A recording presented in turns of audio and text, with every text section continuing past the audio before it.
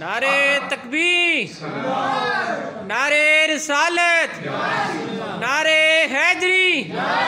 تاجدار ختم نبوت۔ بس اس غلطی کی وجہ سے کہ میری نظر کیوں پڑ گئی، میں تو رسول اللہ کا غلام ہوں۔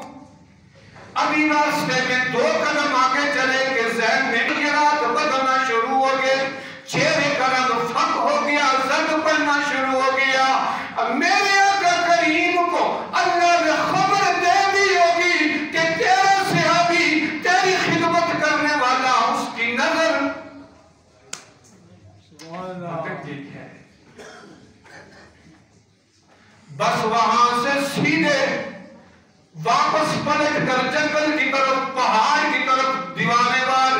بھاگنا شروع کر دیا۔ خشیت الہی میں شرم کے مارے آقا کا فیس نہیں کر سکتے تھے، سامنے نہیں آ سکتے تھے۔ جب شام پڑ گئی، میرے آقا نے صحابہ سے پوچھنا شروع کیا، بتاؤ میرا غلام کدھر گیا، صحابہ کدھر چلے گئے؟ صحابہ نے گھوڑے لیے، کسی نے کس پر بیٹھنا شروع کیا، کوئی ادھر نکل گیا، کوئی ادھر نکل گیا۔ چاروں طرف اس صحابی جس کی ایج 15 سال تھی، اسے ڈھونڈنا شروع کر دیا، مگر وہ اللہ کا پیارا پہاڑ کی طرف نکل گیا۔ وہاں بیٹھ کر کبھی سجدہ کرتا ہے، کبھی رکوع کرتا ہے، بزاروں قطار روتا رہتا ہے اور اللہ سے کہتا ہے، یا اللہ یہ مسٹیک، یہ غلطی، یہ خطا تیرے اس بندے سے کیوں کرو گی، جبکہ یہ رسول اللہ کا غلام ہے۔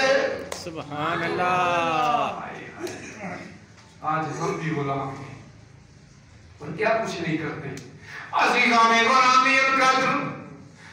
60 دن گزر گئے، ہفتہ گزر گیا، مہینہ گزر گیا، 40 دن گزر گئے۔ وہ صحابی لگاتار بس ایک ہی بات پڑھ رہا ہوا ہے، میری آنکھ نے یہ غلطی کی تو کیوں کرے گی، یہ مسٹیک مجھ سے ہوئی تو کیوں کر ہوئی، میرا دل اس طرف راغب ہوا تو کیوں کر ہوا۔ اے رب العالمین تو معاف کر دے، اے اللہ تو میری خطا کو معاف کر دے، اے مولا تو نے وہی بھیج کر اپنے محبوب کو خبر دے دی ہوگی کہ تیرے غلام نے یہ غلطی کی ہے۔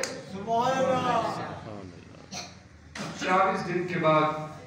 پھر صحابہ نکلے، روز نکلتے ہیں۔ چلتے چلتے وقت فاروق اعظم ایک اور صحابی گھوڑے پر سوار ہو کر ایک بکریاں چرانے والے کے پاس پہنچے، اس سے پوچھا،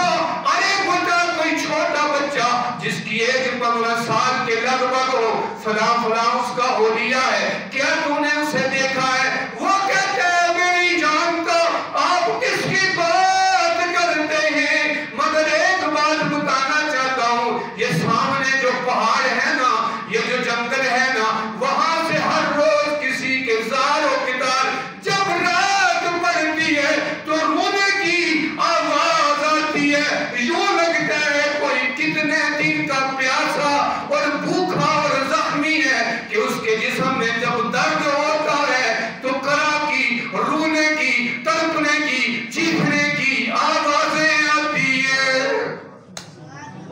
انہوں نے کہا بتاؤ ہمیں اس کے پاس لے چلو، وہ کہتا ہے نہیں نہیں اس کا ٹھکانہ نہیں جانتا، بیٹھ جاؤ، ہفتے میں ایک بار وہ ادھر پلٹ کر آیا کرتا ہے اور آ کر صرف ایک کپ ہم سے دودھ لے لیتا ہے، ہم اسے فری میں دے دیتے ہیں، آج اس کے آنے کا وقت ہے، آدھا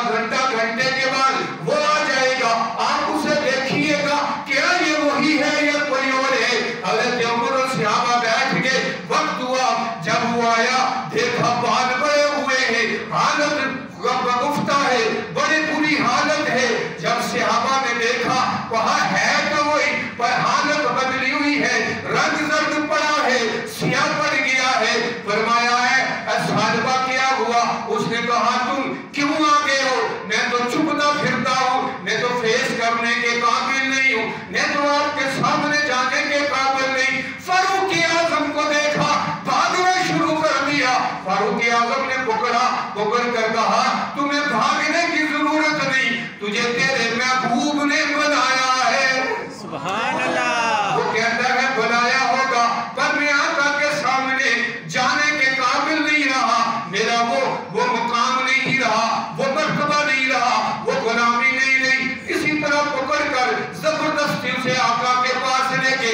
اب وہ جب آقا کے پاس آیا بیمار اتنا تھا چل نہیں سکتا تھا میرے آقا کی چارپائی پر لٹا دیا میرے آقا تشریف لائے اپنی گود میں اس کا سر رکھا سر رکھ کر میرے آقا نے اس کے بالوں کو ہلایا ہلا کر کہتے سالبہ